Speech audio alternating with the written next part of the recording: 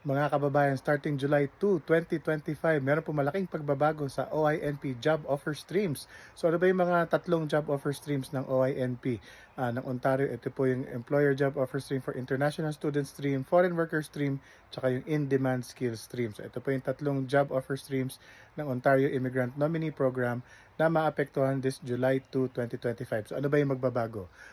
It's in particular magkakaroon po ng employer portal. So dati po, merong employer form na paper-based na pinipirma ng mga employer in support of their of the PR applicants. Ngayon po, ang mangyayari ay naka-employer portal na tayo. So magiging online na po. There would be a direct communication between the program and the employers digitally po through the employer portal. So mangyayari po, from June 20 hanggang July 2, wala makaka-create ng EOI na profile. Tapos from June 21 to 22, I think, i-withdraw nila lahat and then everybody has to re-register starting July 3 if I recall.